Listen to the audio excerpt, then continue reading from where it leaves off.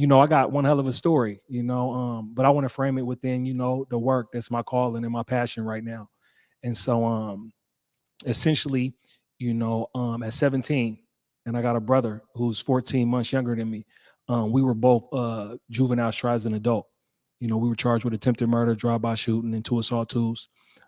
Some of the context to it was that my brother was charged early that year at the age of 15 with a shooting. They tried to auto decline and try him as an adult, but they did the evaluations and all that and kept him in, in juvenile. And then this case happened, and the prosecutors really played hardball on us as far as hammering us and convicting us. And ultimately there was a lot of irregularities in my case, a lot of constitutional violations. Like, for instance, the person who they alleged shot never came to court. They used this statement implicating my brother and making me a suspect. My brother had a jailhouse informant on us when we were locked up in King County. When you're juvenile, you're locked in a hole, 23-1. And so they put this white guy in the pod with him for a week. And he had previously informed on some people earlier that year on them 2 murder 2s. We couldn't even introduce that in the trial, but he put him in for the week and filled in all the prosecutors' holes to their case. They say the alleged victim didn't come to court. The jailhouse informant was like, oh, they threatened to shoot up his mama's house. The vehicle they claimed that the drive-by shooting occurred in, the police said it was clean. There wasn't nothing in it. The jailhouse informant said, oh, after the shooting, they cleaned out the car. We had alibi witnesses having us somewhere else. The jailhouse informant came through and said, oh, my brother was confident that we was going to beat the trial because we had people that was going to show up. Right. And so, me being 17 at the time, I was pretty smart. I was on an honor roll and all that. But, coming from where I come from in the Central District of Seattle, and it was great. You guys talked about it on the last segment, like the gentrification. In the 70s, it was 75% black. Right now, it's 15% black. With the war on drugs and weed and seed, and that's part of my story as well. So, with the drug convictions and all that stuff. But to get back to it, I'm aware of what's going on, but I don't understand what's going on. And I'm a kid and I'm scared. I'm under the gun. Literally, the bailiffs is putting me in shackles, bringing me in and out this courtroom. I don't have a voice. I'm just going along to get along, right? But I'm understanding that this is wrong. This is wrong. People in the pod or older people are telling me this is wrong. So, ultimately we got convicted. But before I even got up to prison, I got news articles of like the 6th Amendment constitutional right to face your accuser. And I'm trying to get cases in the law library. And, so I get up to the joint to prison. And then, unfortunately, there's a lot of people that I grew up with in there as well. Right. So I already had brothers in there, and, I was 17, turned 18. I was in the hole in Column Bay, turned 18. And then, when I joined the line, the main line general population, one thing that was interesting about my era, though, is, with the war on drugs and all that, I went to prison in 2004. So there was brothers that was already being resilient and surviving that system. So there was a transformation already coming on from the culture of prison imposing all this negativity and being eaten alive by the system, and them evolving and changing the culture. So by the time I got there was individuals that were saying, hey, activate your gifts. Hey, do this, get your education. Hey, get in the law library, and even tapping me in. Hey, we need you to do this, right? So, so I was fortunate for my brothers on the inside, and every day I'm out here, I represent my guys on the inside as we continue to try to pull them out. But so I got into the law library, fighting my case. I was like, all right, these constitutional violations that get under the judge to see them, they'll understand. And they said my rights was violated, but it was harmless. Enough evidence was enough to implicate me. And so I appealed it to the state Supreme Court. Then I appealed it to the feds. Then I filed other appeals. And like the whole 18 years I was down, there was like 18 months in which I didn't have something in the court. So I'm fighting the whole time. But in that whole time, as I'm fighting, I'm educating myself. I'm learning about our history, Black history, written by authors from our perspective. I'm building with my brothers. We're built. We got this idea in our head at one point to change the culture of prison, create an environment in which we can not only just survive, but thrive and be better people for ourselves, our family, community, and society. And so, in that process, in that struggle, that self-aware struggle that we was going through, we grew. And so, ultimately I had joined the Black Prisoners Caucus in about 2018, 2019 in Stafford Creek, which is a Black-led by people incarcerated, by our brothers, created by us, for us. In 2012, 2013, Anthony Powers, a big bro.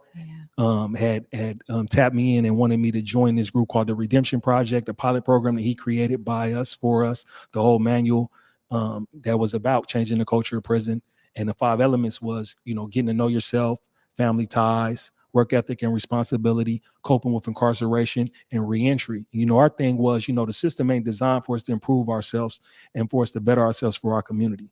So we had to create this stuff from ourselves. So as we're planning and as we're trying to figure out how we need to be the best selves for ourselves, our family, community, and society, we didn't want to just sit there idly and by ourselves and do it, but do it collectively. Let me just say right there that this is exactly why I was so excited to have you on, because I think we really have to change the image of what people assume is going on. Absolutely. The ideas about Black community being resilient all the time, but oftentimes we don't get to hear this side of the story, bro. Absolutely. And this is why it's so critical. So through all of that, clearly you continue to press on your case. Absolutely. And it began to progress, correct? I mean, the progress, like I had took a lot of losses, but as I'm pressing on my case, I'm helping others press on theirs. So I swear I'm 18 months to the gate the whole time, 18 years. So I got a different mentality. I had a 30-year sentence, but I wasn't doing 30 years. I'm trying to get free. But as I'm pressing on my case, I'm helping other people get free. So I can tell you 3 people's names, 3 of my brothers' names. Between them, I helped reduce their sentences by 70 years. Wow. along with everybody else that I helped. But it's important, like you said, it's important that this story is told. That's why Black media is important, so we can tell our own story and it's framed and centered, and we can really tell the story of what's really going on. Because I'm not an anomaly on the inside. My brothers is in there. My brothers is in there build. My brothers is in there fighting. My brothers is in there struggling. And we actually suffer from trying to demystify and break away from the stereotype and the perception of being locked away, out of sight and out of mind. And so, just to finish up my story throughout this, like I said, it's self-aware throughout the story. To make a long story short, as I'm doing this advocacy, I said to myself, if I had the opportunity to help a young person who was being auto-declined and intervene in the process on the front end, I'll be there. And so ultimately, make a long story short, doing this social justice work, tapping out with the community and grassroots organizations, I ultimately was able to link in with a community-based organization known as Kids Are Kids. And it's simply, the mission is to abolish decline and auto-decline, the very laws they use to try me as an adult. Because Black kids, Black boys are 28 times more likely to be tried as an adult than white kids. And that's important because what they charged me with, had I been charged as a juvenile, I would only got no more than 4 years, right? But they end up sentencing me to 30 because of this adult, because trying me as an adult. So that's why it's so important for us to get rid of this. And this stuff came in the 90s with the super predator theory, the hard on crime, the mandatory minimums, all that. And so, over this last year or so, I've been with this grassroots organization. I've been on the inside with my sisters and my brothers on the outside, with my fiance and my lady working side by side in this work together. She right here too. What's up, baby? But yeah, it's important to acknowledge her because my connection with her and our love has been able to amplify and accelerate my voice and the capacity that I have to help these kids. So while I was on the inside, we were able to get a kid's sentence reduced on the front end. His lawyer wouldn't speak to our group, and the prosecutors wasn't receptive to us, and they ended up having a joint agreement for 120 months. And we was like, that's too much, because we already had comparative sentencing, and we know the judge had absolute discretion now to sentence juveniles, and you don't have to agree to a particular time. So we advocated. We wrote the letter to the judge. My lady, Danica Adams, she showed up, spoke on his behalf. The judge acknowledged it, and instead of giving them the agreed 120 months, reduced it to 100 months with a third off, right? So we're really doing this work. Well, you're definitely doing this work, and I think that your case is unique too, because, you're talking about pressing on the inside for your case, and here you are today. You did not do this 30 years that they sentenced you to. Tell us about your release and how all the work that you were doing on the inside also allowed for them to see all of these discrepancies you were talking about in your case. Absolutely. And it wasn't even necessarily they seen the discrepancies. I simply got resentenced and to immediate release. So I didn't get no justice for the wrongful conviction. I got resentenced because our state Supreme Court, which is the most diverse ever, right, had made the law saying that children are different from adults, and the judge has absolute discretion to sentence juveniles. So we're not under the adult standard range anymore.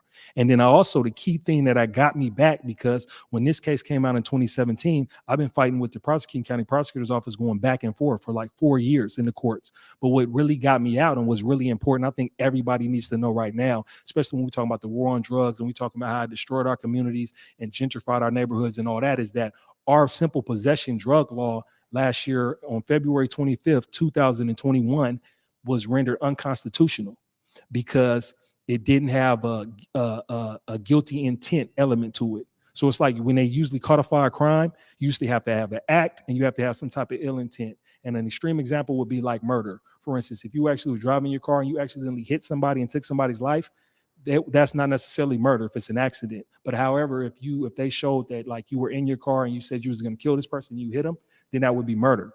And it's just like with possession, right? There was no intent. If you just get caught with drugs, where we know with addiction and substance abuse and all that, you were just getting hit with these drug convictions, right? And they were disproportionately targeting our communities with this unconstitutional drug law. Weed and seed, particularly in the Central District, in which they literally had a government program where they said, we're going to weed out all these community members with these drugs and so-called violent offenders, and we're going to seed this community with services. Obviously, white ran organized services. As you can see, as the Central District is 15% now. So that's what got me back. That unconstitutional drug possession with this diverse court, or a diverse Supreme Court, which made the prosecuting county prosecutors wave the white flag. They had to bring me back. And then I had to wait with my lawyer to get my brother to come back with me.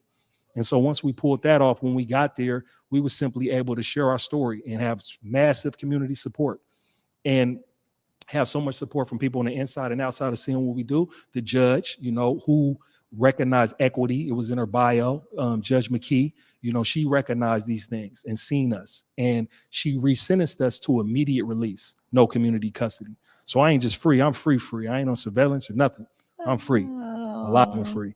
I could just bawl right now because I'm so filled with joy just to hear, like, I already know your story, but to hear it again, the resilience, the persistence. When I every Friday, I'm telling this audience that there's people that are doing amazing work, and for them to see themselves as a part of the solution. And Blaze, I'm telling you, bro, like, you are such an amazing example of that, because not only did you say you were doing it for you, but you were doing it for your brothers on the inside. Now you're doing it for kids on the outside. This is a phenomenal way for you to be giving back to community in a way that's tangible. Absolutely. Because we understand that, honestly, when one of our young people gets caught up in this system, we know that there are so many things that are really being held against them. Yeah. And the idea is that not enough of our family members or their parents or whatever are educated enough in some of the nuances you're talking about, you being in that law library. Absolutely. And how it pays off. I mean, this is really important for our people to understand, that the more that you press and educate yourself on how this system is set up, and you understand the precedence of the charges that were brought against you, you have these opportunities to really press forward. Absolutely. I think it's important to the community for them to understand that kids are kids. We're out here courageously. We're frontlining it. I was inside speaking truth to power, engaging with the prosecutors. So for sure, when we're out here, and my brothers and sisters that are part of Kids Are Kids are out here, we're engaged. And for anybody who has any type of kid, particularly being tried as an adult, please, we really do want them to reach out. This is grassroots, and we'll do what it takes to give our energy and our capacity to support those families, because, we have families that don't know what's going on, and don't understand the process, and the system is so intimidating historically against us, right? And so we want to know that we're courageously out here. And it's a beautiful thing, because within our organization, helping these kids, their family members have become activists and got on and on the front of Kids Are Kids. So it's like, as we continue to do this work and continue to really build these relationships and continue to be community, we're going to level up. And so, no sooner we're going to abolish auto decline. They're going to have to deal with us. And, they're going to have to understand that we're not going to stand for this. Period. Yeah. Well, I mean, you're talking about something that I think has wrecked so many families, and just to hear stories of people that were tried as adults when they are 13, 14, 15, like, to be tried as an adult when the ideas around adult decision making can't actually be established in the mind frame of a child. Absolutely. And so when we even talk about some of the ways that I love to always bring in how our ancient ancestors Come knew on, best. let's talk about it. Come on, Let's bro. talk about You it. know I about know. this, Let's talk about right? it. Come on, let's get there. But the ideas of us even getting to the age of 28 There we before go. we're really even able to be accountable to a certain degree to the ways that our mind understands the power of the mind. All of that is a part of this entire process. And not saying, obviously, in the world, once you're 18, you're technically an adult. Yeah. But the ideas of the maturity of the brain is something that's completely different from that. And the system knows that. And so an example of that, right? We're talking about 18, you're legally adult, but you can't rent a car until you're 25. Yeah. And like insurance companies know these things with your adolescent brain development, and it doesn't fully develop. So they understand, they got the statistics, they got the science. In fact, juvenile children are treated different as an adult now, not simply just because of 5 particular justices politically voted for it, but it's based off of adolescent brain science.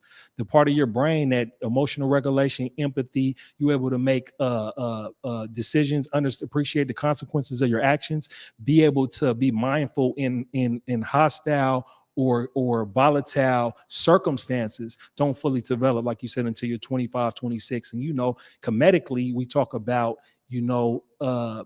younger people until they're 28, and creating a culture around them for them to understand principles. And then that's where you can be a leader, because they understand biologically you might be ill-equipped for your environment to succumb. And you succumb more to the environment than more so you actually mold the environment. So it's definitely, science-based. And it's not really, I like to talk about the brain science, not just about criminal justice and all that, but like you said, about life and living and health and community, and our spirituality. Absolutely. There's some work that we did last week around a community covenant. And it was basically for us to have principles inside of our community that says we uphold ourselves to these principles, to this set of principles. When we're talking about, showing up as our best selves in space, when we're talking about connecting with each other, being compassionate toward one another, right here in the Black Media Matter Studios, we often talk about compassion and how we have to be there and care for people, whether they have different opinions than us or whatever. The ideas of showing up in our humanity, Omari always says, right? And I always think about it from a spiritual perspective, because that is really what we're talking about here. It's so much deeper than us just being compassionate when we're talking about being loving beings. So I just appreciate the work that you're doing. Congratulations to you and your brother for being able to be recognized in terms of what you guys went through, how there was a resentencing. Shout out to Scoop. There we go. Scoop Doe, what's up, bro? We here. There we go. I'm so glad that you were able to join me today, and you really are bringing the feel good energy. T-Dub started it off, and you are taking it to a whole nother level, because stories like this, we definitely need to be celebrating in our community. Absolutely. I want you to look right there in that camera. Tell folks how they can connect with Kids Are Kids Washington and follow you in your story. Yes, you can find us at kidsarekidswa.org. And I just want to say, give a special shout out to my bro, free Old Me's, free C, free Sin, free BG, free all my brothers, free J. We coming to get you. Absolutely. Let's get free. Let's get free. Let's get free, everybody. I'm definitely here for that message. Salman is making sure he puts the website in the comments so people can follow up what the Kids Are Kids Washington. Vidal, thank you so much. Thank you. It's an honor.